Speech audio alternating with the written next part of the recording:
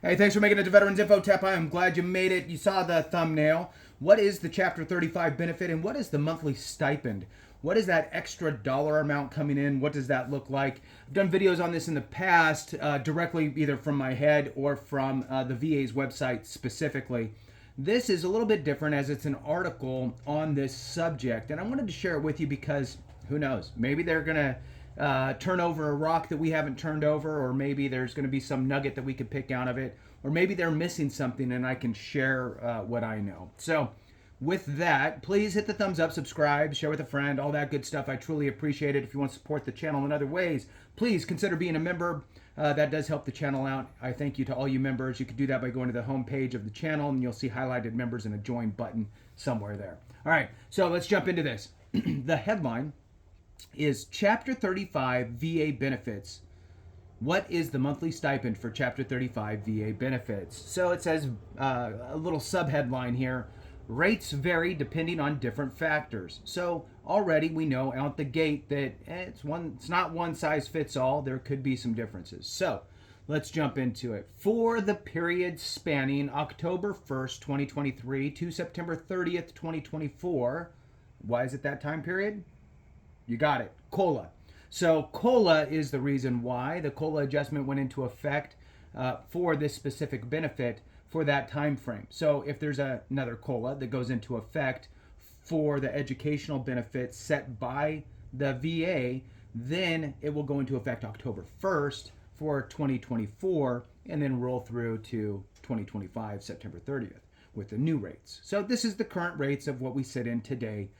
We are in April of 2024. So the current rates for survivors and dependents education assistance, DEA or Chapter 35, are determined based on the type of education or training a beneficiary is pursuing and their enrollment status. Rates vary depending on factors such as full-time or part-time enrollment, on-the-job training, apprenticeships, or specialized programs such as correspondence or special restorative training. For institutions of higher learning, the monthly rates range from $1,488 for full time, which is a fantastic, this is a great benefit. So you're going to a community college, or you're going to school online full time, and you get $1,488 per month while you're going to that school. Now, keep in mind, this does not pay the tuition. You have to pay the tuition yourself. This is just a monthly stipend. And remember, it's for spouse and dependents. All right. So from $1,488 per month for full-time enrollment to $372 for less than 1/4 time enrollment.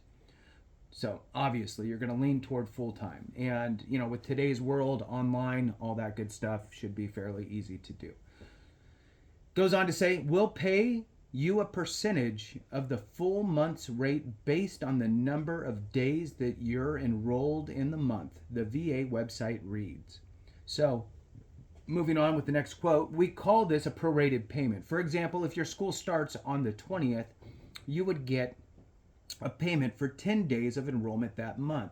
Your payment would be 1/3 of the monthly rate, which I'm assuming here they're talking about the monthly full-time rate. So, moving on, similarly, non-college degree programs follow a similar structure, with rates adjusted based on the scheduled clock hours.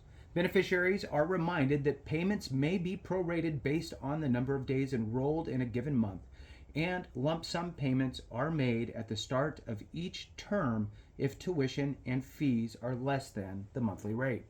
For questions about the rates or other inquiries, individuals can contact the Department of Veteran Affairs, VA, directly, and you should reach out to the education department or whatever of the VA. So you could type in educational benefits, VA phone number, and that should pop up. Moving on, what day of the month are Chapter 35 benefits paid? Payments are typically made on a monthly basis starting the month following enrollment and are considered in arrears. The Chapter 35 payments are made in arrears, with beneficiaries receiving their payments at the first of the month for previous month's enrollment. Now, I will say there are times where it doesn't come out on the first. Sometimes you end up getting it on the 5th for whatever reason, but usually it's the first and can sometimes be as,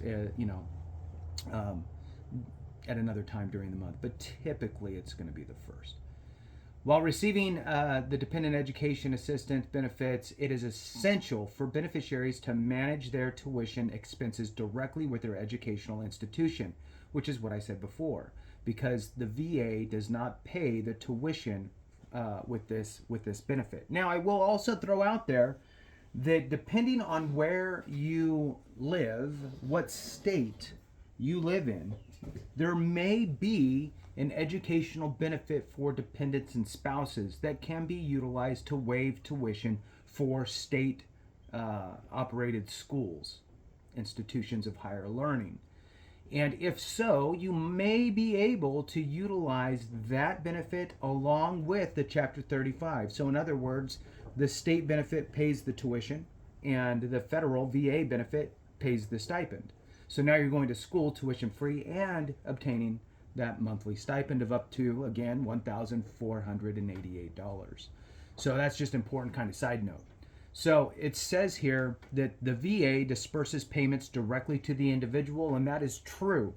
Whoever's enrolled, whether it's the spouse or a dependent child going to school, that goes into their bank account. They get that money in their bank account. Moving on, additionally, students cannot concurrently utilize both DEA and post 9/11 GI Bill benefits during the same term, necessitating a decision between the two programs. So in other words, you got to figure out which one is the best for you.